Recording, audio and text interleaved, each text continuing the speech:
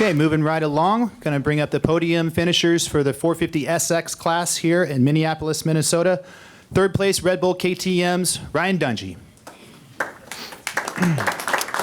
And his teammate, second place, Red Bull KTM's Marvin Musquin. And the winner of the last 3 of 4 main events in the 450 SX class, Monster Energy Kawasaki's Eli Tomac.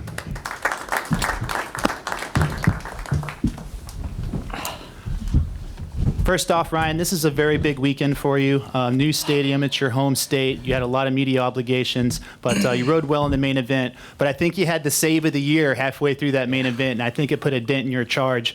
Tell us about that. No, I definitely had a close call there, and that section was tricky all day. It just got to the top, and I must have just misread it, and it sent me into a dive, and I was like, it's going to be close. I don't know if I'm going to go over or not, and I saved it, and then I was able to jump off the side of the track, kind of recover, and it was good, but I had a good charge there in the beginning with Eli. Felt really good, and then I got off his wheel. He was able to break away, and just lost him, and a couple mistakes, and then there was Marvin. And he was riding really good. When he passed me, I saw some of his lines. They're actually pretty good. So I was losing some time there, but yeah, it's good to be back. Home's good. Minneapolis is always great. It's good to be back on the stop, and it also comes with a lot of other things too. So it's almost harder being home, honestly. But at the same time, very grateful to be here and to be back in Minneapolis. Congratulations on your podium finish. Thank you. Second place, Marvin. Had a little bit of trouble in the heat race, bounced back and rode really well in the semi, rode very strong in the main event. You back up your victory with a second place finish and gain a point on your teammate in the championship. So you must be pleased with your ride here tonight. Yeah, exactly. I mean, started off rough for sure. I went down, Cole Celia hit me from behind. That first, actually second right-hander was really tight off the start, but yeah, I was trying to go through safe, but it didn't work out. Went to the semi and were able to win and get a decent gate pick. That was the goal. And it's actually not that bad going to the semi. I mean, Eli or Ryan proved it many times in the past, and it doesn't mean much other than that. You do more laps, and I was able to learn more the track and yeah, main event, I was able to make some good passes at the beginning, and then I was third, and they had a good gap, on me, and I was trying to put on the charge, and actually for like 3 laps, they were actually a little quicker than me, and I'm like, well, actually tonight it's going to be a third place, it's going to be tough to catch those guys, but after that, obviously Ryan made a mistake, and the lappers, I mean, the track was actually pretty short once again, just like last weekend in Dallas, and we had a lot of lappers, and then the sand section was really difficult, but I was able to go through pretty clean and put on the charge on Ryan and get a second place tonight is pretty awesome. I'm really happy. Congratulations, 2 good rides in a row. The big winner, Eli Tomac, 3 out of 4, and I want to ask, when you have a big lead, their feet are still coming off the pegs, you're still charging. Do you maintain your focus to keep the pressure on yourself, to keep pressing, to eliminate mistakes, or why don't you back off when you have a big lead? Well, I mean, I can't back off when I have these 2 guys sitting next to me. So this was, by far, I think, on par with Oakland for being one of the tougher tracks of the year. Because of the shorter lap times, we did whatever it was, 24, 25 laps. So there was a lot of going around there. Lappers were tough, like those guys said, and it was kind of just a night of survival for sure. Well, fastest qualifier, another main event victory. Congratulations. We'll open up the floor to questions, please. Brad Gebhardt, Baker Radio. This is a question for all 3 of you. Guys, it looks like a difficult track out there. What was the most difficult part for each one of you? I mean, for me, my closest call was in the sand section. And then in a few of the corners, we were getting down to that plywood again. So, there was more than one spot for sure. Yeah, probably that rhythm, the long rhythm lane, and then the sand sections are always pretty difficult. And then you get those insides; they're really tight because the whole track was pretty rough. The rest of the stuff, so that was pretty tricky. Yeah, I think the sand was definitely tricky. It was really easy to slide and lose the front, and then it was like 2-line, and that inside was super tight.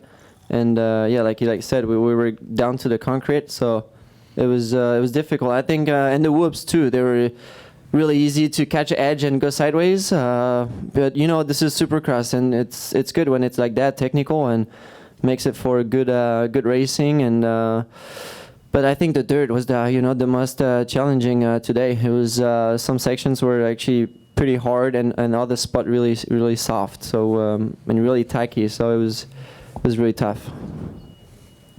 Michael Antonovich with Trans World Motocross. Marvin, you just kind of alluded to this, but this goes for all three of you. We've been expecting East Coast tracks to be soft and technical. This is the most hard pack track we've had this year so far, it seems. Were you surprised at all with your setup? Did you think coming in you needed to set up for an East Coast track, and now it's more like a West Coast track? Marvin, or I guess I being here in 2013, I expected it to be even kind of harder. But the inside, there was a lot of moisture inside the dirt. The top was hard, but you can see every corner. By the end of the main event, we were outside of the berm and squaring it up and dropping inside because every line was just deep and rut. And I mean, I guess I don't know if you guys would agree, but Yeah, it was just a combo of hard pack and that soft dirt. So, you know, we had both situations. yeah. Jim Kimball, Motocross Action. Eli, when you're leading like you were and you're coming up on lappers and stuff, besides the blue flags, can you do anything? Can you rev your engine, or can you yell, or is there anything like you can do to get the lap rider out of your way?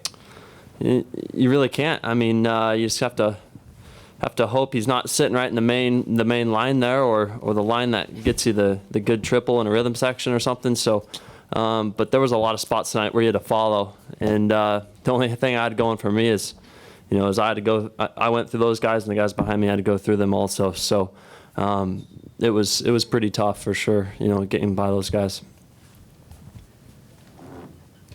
Aaron Hance with RacerX. Ryan, could you please take us through that moment in the long rhythm lane? Yeah, so we were the first Dragon Back to Dragon Back. It's back to back. So the first one you could do a couple different options, but what I was doing was skimming the deal, which is probably we were kind of like usually jumping up to the top, and then we jump off the top one into the bottom pocket of the next Dragon Back, which where we'd seat bounce it, kind of over the top of that Dragon Back. So it was kind of a cool rhythm, but probably the first time we've ever had it. But I got to the top, and I was trying to make up time, and I saw Eli was getting away, and I was trying to keep the pace, and then you're skimming and you're barely touching. Well, you're off the gas, and the last one the rear hits the top. And it just dropped. And one time I'd drive off it, the next time it would hit a soft spot, it felt. So it was a little inconsistent, but the nose just dropped down a little bit, and it came close to going over. And I was able to jump over the bales onto the flat and then just recover. So don't like those moments too much.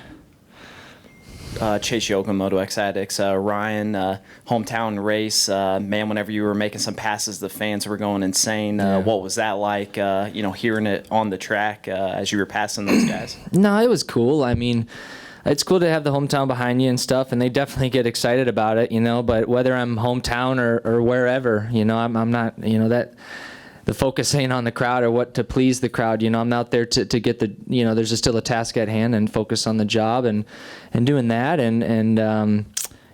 But on a side, it's definitely cool for the sport, and it's definitely cool when the excitement of the crowd, and, you can feed off of it a little bit. So it was pretty cool, they're into it. And, I've been doing this a lot of years, and I've gotten to know a lot of people, and Minnesota's been a great state to grow up, and I wasn't supposed to be sitting here, we had 6 months out of the year, wintertime. So these people, I think it was good that they got a taste again of the Supercross back in town, because these winters are long, and there's a lot of fans up here, and a big moto group of people. So it's nice.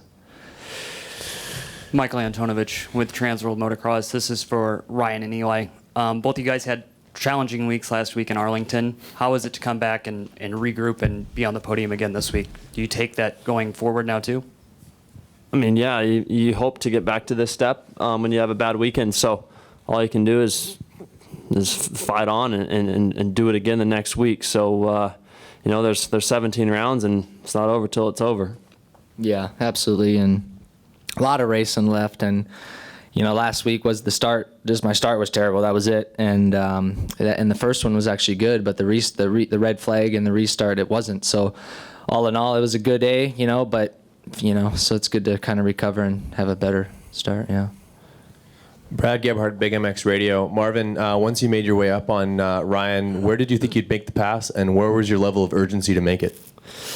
Well, I think I had different lines, and especially through the sand and maybe in the whoops, I was maybe hoping I was doing better, than Ryan. But it was tough. I think maybe the lappers helped me a little bit.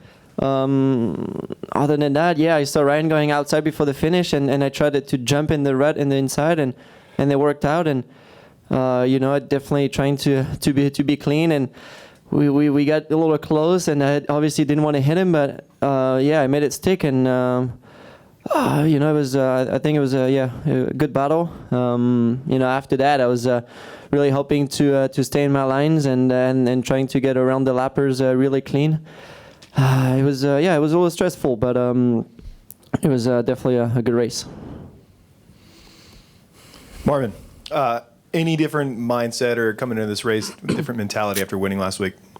Yeah, a little bit, but you always used to say that every single races are different. It's a new track, new dirt, a new start, and anything can happen. And obviously last weekend after the red flag, it was just a perfect main event for me with the whole shot and leading the whole laps. And it was like almost easy because nobody was challenging me behind, a lot of crashes, a lot of problems behind me. And so obviously, I wish it would happen like that every weekend, but it would be too easy, and I know it won't happen like that. And this weekend I had to fight really hard, and it was definitely I won last week, and I really enjoyed it. I was really happy, but to be able to come back like I did tonight and get a second place, I'm actually really happy as well, so it feels good, and hopefully we get better starts to hopefully do it like last weekend. All right, I think that's going to conclude it. Thank you for your time, gentlemen. Congratulations on your podium finishes, and a big congratulations to Eli Tomac's third win of the season.